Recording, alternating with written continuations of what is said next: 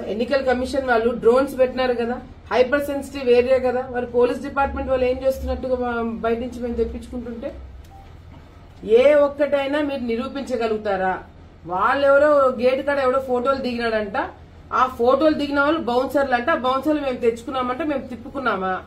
ఎక్కడైనా బౌన్సర్లు మీకు బయట కనపడినారా? మీడియా మిత్రులు మాతో పాటే ఉన్నారు. సో ఇవన్నీ దయచేసి ఇప్పటికైనా మీ పద్ధతులు మార్చుకోండి, ఇప్పటికైనా మీ మాటలు పద్ధతులు మార్చుకొని మాట్లాడాలని చెప్పి తెలియజేసుకుంటూ, మరి అవుట్ సైడర్స్ నుంచి ఎందుకు వచ్చినారు? ఈరోజు ఆలగడ్డలో ఒక ఘటన జరిగింది. ఏంటి ఘటన? నా దగ్గర పనిచేసే ఒక వ్యక్తిని ఆ వ్యక్తి పైన అటాక్ చేసినారు. ఎవరు ఆ వ్యక్తులు? బయట నుంచి వచ్చిన, నంద్యాల ప్రాంతం నుంచి వచ్చిన రౌడీ షీటర్లు. ఏదైతే నంద్యాలలో కానిస్టేబుల్ మర్డర్ లో ఉన్న కొంతమంది వ్యక్తులు, వాళ్ళ గ్యాంగ్ కి సంబంధించిన కొంతమంది వ్యక్తులు, వాళ్ళు ఆలగడ్డకి ఎట్లా వచ్చినారు? వాళ్ళు ఆ కానిస్టేబుల్ మర్డర్ అయిపోయిన తర్వాత ఆ బ్యాచ్ 3 మర్డర్లు చేశారు నంద్యాలలో, కాంటాక్ట్ మర్డర్లు. అటువంటి వాళ్ళు ఆలగడ్డకి ఎట్లా వచ్చినారు?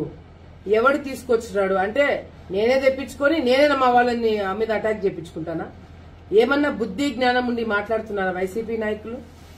మా ఇంటి ముందర నా వ్యక్తి పైన అటాక్ జరిగింది, బయట నుంచి వచ్చిన వాళ్ళు అటాక్ చేసినారు.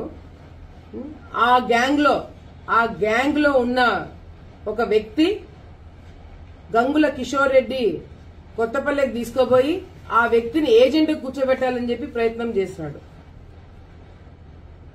మరి వైసీపీ నాయకులు గూండాలని, రౌడీ షీటర్లని, పక్క తాలూకాలో ఉన్న వాళ్ళని అక్కడ ఉన్న వాళ్ళని తీసుకొచ్చి ఇక్కడ ఏజెంట్ కూర్చోబెట్టడానికి ఎందుకు ప్రయత్నం చేస్తున్నారు?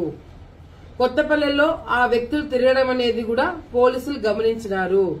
ఆ సీసీ ఫుటేజ్ కూడా బయటికి వచ్చినాయి.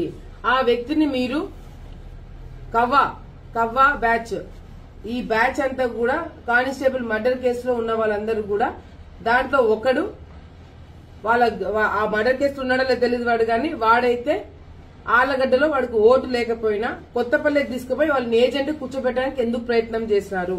వాళ్ళని అక్కడి నుంచి పంపించేస్తే కొత్తపల్లి ఊరు బయటికి వెళ్లి అక్కడ కొంతమంది రౌడీలని పెట్టి అక్కడ గలాటా చేయాలని చెప్పి అనుకున్నారా లేదా అనేది కూడా పోలీస్ ఇన్వెస్టిగేషన్ లో బయటపడుతుంది.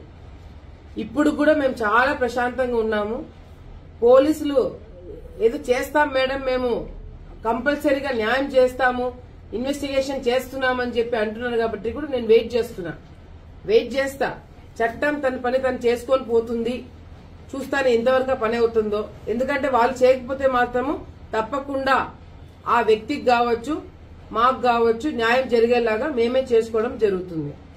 ఎందుకంటే ఈ విధంగా నంద్యాలలో రౌడీలుగా, గూండాలుగా తిరిగే చిల్లర బ్యాచ్ అంతా ఆలగడ్డకు వచ్చి రౌడీజం చేస్తామంటే ఇక్కడ చూస్తూ కూర్చున్న వాళ్ళు ఎవడూ లేడు. అసలు నంద్యాల బ్యాచ్ వచ్చి ఆలగడ్డలో రౌడీజం చేస్తుంది. నంద్యాలలో రౌడీ షీటర్లు, నంద్యాలలో కాంటాక్ట్ మర్డర్లు రేపు పొద్దున మా మీద చేసినారు. రేపు పొద్దున ఇదే వైసీపీ నాయకులు ఎవరైనా వైశాస్ని బెదిరించాలంటే వీళ్ళని వాడుకోరా? ఎవరైనా ల్యాండ్ కబ్జా చేయాలనుకుంటే వీళ్ళని వాడుకోరా?